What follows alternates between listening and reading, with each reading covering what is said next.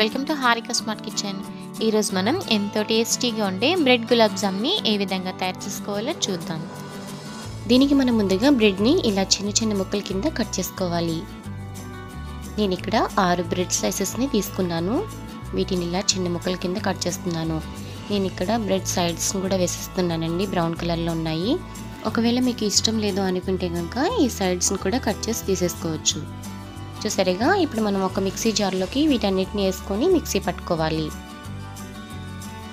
ఇప్పుడు మనం ఒక ప్లేట్లోకి మిక్సీ పట్టుకున్న పౌడర్ని అంతటిని వేసేసుకోవాలి. నేను ఇక్కడ 2 పోర్షన్స్ కింద మిక్సీ పట్టుకొని వేసుకున్నాను.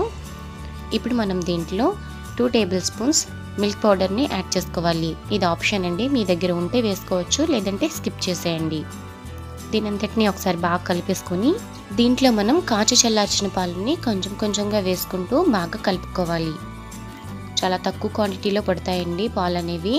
చూసుకొని మీరు జాగ్రత్తగా కొంచెం కొంచెం వేసుకుంటూ దీని అంతటిని మీరు బాగా కలుపుకోవాలి. ఎంత బాగా కలుపుకుంటే మనకి గులాబ్ జామ్స్ అనేవి అంత బాగా వస్తాయి.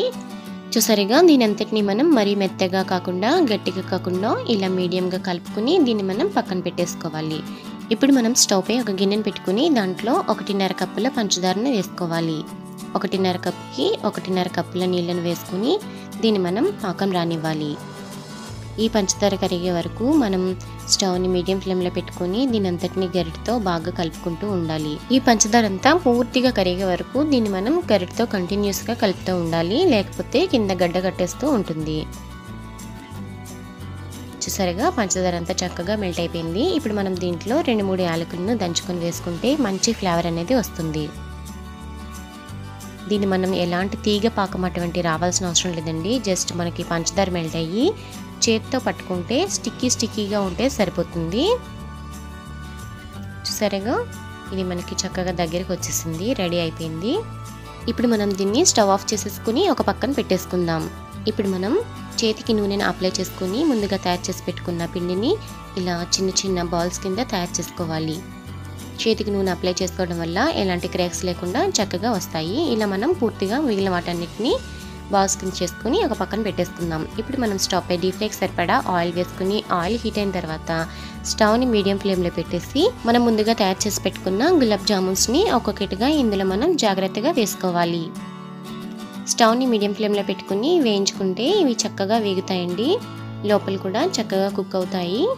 చూసారుగా, ఇలా మనం బాండికి సరిపడా గులాబ్ జామున్స్ అన్ని వేసుకుని వీటన్నిటిని మనం 1 నిమిషం అలానే ఉంచేయాలి.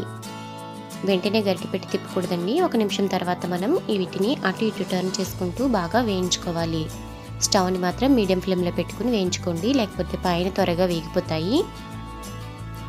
చూసారుగా, ఇవి చక్కగా మంచి కలర్ వస్తున్నాయి కదా. మనం వీటిని అటు ఇటు టర్న్ చేసుకుంటూ బాగా వేయించుకుంటే అన్ని వైపులా ఇవి చక్కగా కాలి మంచి టేస్ట్ అనేది వస్తాయి. చూసారుగా, ఇవి మనకి రెడీ అయిపోయాయి. ఇప్పుడు మనం వీటిని ముందుగా తయారు చేసి పెట్టుకున్న పంచదార పాకంలోకి వేసేసుకోవాలి. పంచదార పాకం కాస్త గోరువెచ్చగా ఉండేలాగా చూసుకోండి.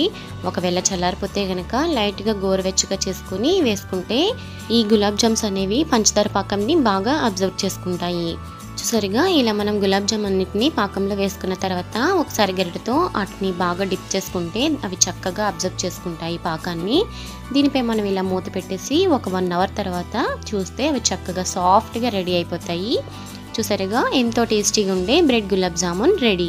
ఈ రెసిపీ కనుక మీకు నచ్చినట్లయితే తప్పకుండా ఈ దీవాళికి ట్రై చేసి ఎలా వచ్చిందనేది మీ యొక్క వాల్యుబుల్ సజెషన్ని నాకు కామెంట్ సెక్షన్లో తెలియచేయండి. అలాగే మన ఛానల్ యొక్క మరిన్ని రెసిపీస్ కోసం కింద ఉన్న బెల్ ఐకాన్ని తప్పకుండా యాక్టివేట్ చేసుకోండి. Thank you for watching.